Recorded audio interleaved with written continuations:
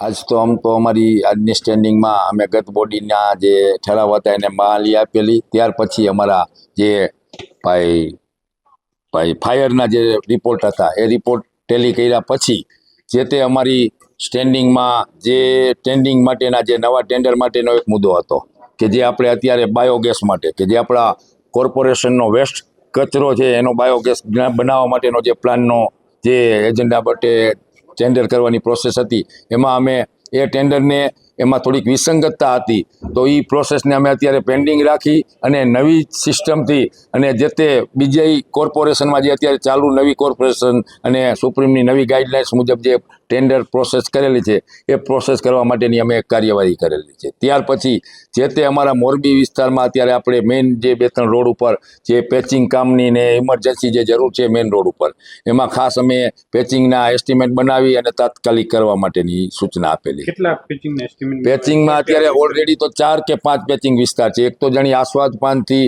લાતી plot main road, ત્યાર પછી Ayodhyapuri main road, ત્યાર પછી 2 છે આપણા નાની બજારવાળા અને એક છે ભાઈ માધાપર વિસ્તારનું છે.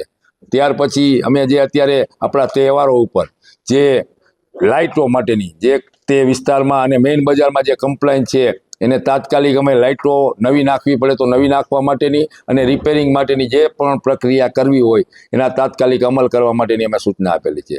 ત્યાર પછી અમારા અત્યારે જે શ્રાવણ એટલે કે તહેવારોના પવિત્ર માસમાં જે અત્યારે ખાદ્ય વસ્તુમાં ભેળસેળ માટેના જે પ્રશ્ન છે અને અમે આજે અમારા આ ફ્રૂટ વિભાગને અમે ખાસ સૂચના અમારા કમિશનર દ્વારા પણ અપાવી છે કે એમાં સ્ટાફની જરૂર પડે તો નવા ક્લાર્ક પણ એને આપી અને તાત્કાલિક ખાદ્ય વસ્તુમાં જે ભેળસેળ થાય છે એને અટકાવવા માટેના તત્વરિત પગલાં લેવા એવી ખાસ સૂચના અમે આજે સ્ટેન્ડિંગમાં નક્કી કરેલી છે. તો આજે અમે ચર્ચામાં લીધેલો હતો કે અત્યારે ઓલરેડી અમારે 4 થી 5 માણસોનો સ્ટાફ છે, ઓલરેડી 15 થી 20 માણસોના સ્ટાફની જરૂર છે. હમણાં અમે ગોંડલ સાઈડથી 10 માણસોને બોલાવેલા પણ એ 5-6 દિવસ રોકાયેલા અને જતા રહ્યા. તો એના માટે જે કરવું પડે એના માટે અમારે બીજા વિભાગમાંથી પણ લેબર ચેન્જ કરવા પડે તો પણ અમે સૂચના આપેલી છે. અત્યારે રસ્તા ઉપર ખરેખર જાજા ઢોરનો ત્રાસ છે તો અત્યારે અમે એ ચર્ચા કરી અને અહીંથી પણ જો બીજા નંદી રાખવા માટેની વ્યવસ્થા ન હોય તો એને ટ્રાન્સફર કરવા માટેની પણ અમે બધી ચર્ચા કરીને એના ફંડિંગ માટેની પણ ચર્ચા કરેલી છે. એમાં એક વસ્તુ તો સાચી છે કે જે તે અત્યારે ઓલરેડી અમારી પાસે સ્ટાફ નથી, સ્ટાફની ઘટ છે. જે અમારે ક્વોલિફાઈડ જે અમે આમ તો વારંવાર જાહેરાત આપી છે પણ અમને ક્વોલિફાઈડ ઉમેદવાર મળતા નથી ક્વોલિફાઈડમાં. તો એના અનુસંધાને અત્યારે અમારી જોડે એક બેન ને એક ભાઈ છે તો એમાં પણ એક બેન અમારા રીઝન આપેલું છે તો અમે એને રોકેલા છે અને અત્યારે અમે આવી નવી જાહેરાત માટે કે જે એના ક્વોલિફાઈડ ઉમેદવારો ઇન્ટરવ્યુમાં બોલાવી અને ઇમરજન્સી એમની ભરતી કરવા માટેની અમારી ખાસ પ્રોસેસ માટેની પ્રાયોરિટી છે. તો અમારી જૂની કચેરીનું 4 કરોડનું એસ્ટિમેટ હતું. ત્યાર પછી જે 2 એક્સેસ નવા, એક પહેલા બીજા માળનું અને ત્રીજા માળનું 2 નવા એક્સેસ આપેલા હતા પણ એની આખી પૂરી માહિતી અમારી પાસે નહોતી એટલે અત્યારે અમે એ એક્સેસ માટેના બિલ અમે પેન્ડિંગ રાખેલા છે. એની વિગતવાર ચર્ચા કરી અને આખી પૂરી તપાસ કર્યા પછી અમે એક્સેસ મંજૂર કરાવશું. અમારા ધ્યાને હતું કે આપણે ગઈ વખતે અમારા જે જૂના કોર્પોરેટરો એટલે કે જો મોરબીવાસી હતા એને અમારી બધી ખરાઈ કરેલી કે એ આ કામ ખરેખર થયેલું હતું ને એનું બિલ બાકી કારણોસર વચ્ચે ઇલેક્શન આવેલું, બદલીનો વિષય આવેલો એટલે એ બિલ રોકાયેલું હતું એને આજે અમે મંજૂરી આપેલી છે.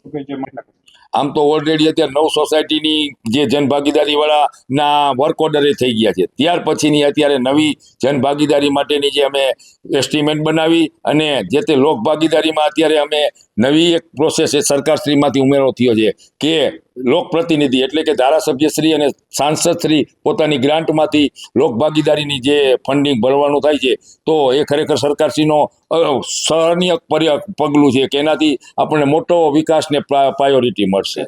ઓલરેડી અમારી પાસે 300 થી 350 ગાડી ટોટલ આવી છે.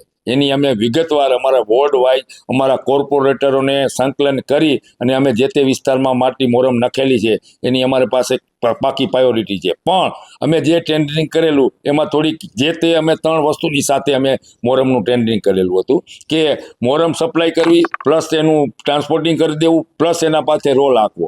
તો જે કામ નથી થયા એની એમાઉન્ટ બાદ કરી અને ત્યાર પછી એનો હિસાબ થશે. ટોટલ કેટલાનો ખર્ચ અંદાજિત અત્યારે અમારા હિસાબથી 1.5 કરોડ રૂપિયાનો મોરમ અત્યાર સુધીમાં કદાચ થયો છે. પાકો ફિગર નથી, પણ અંદાજિત આવી અમાઉન્ટ હશે. હજી કેટલો ખર્ચ કરવામાં આવશે? હવે અત્યારે અમારી કોઈ પ્લાનિંગ છે નહીં. હવે અમે અમારી રીતે કોઈ પણ હાર્ડ મોરમની કોઈ પણ જગ્યા હોય તો અમે ખાણ ખનીજની મંજૂરી લઈ અને અમે અમારા પોતાના કોર્પોરેશનના સાધનો મૂકી અને અમે જે તે કામગીરી કરવા માટેની અમારી અત્યારે ઓલરેડી તૈયારી છે.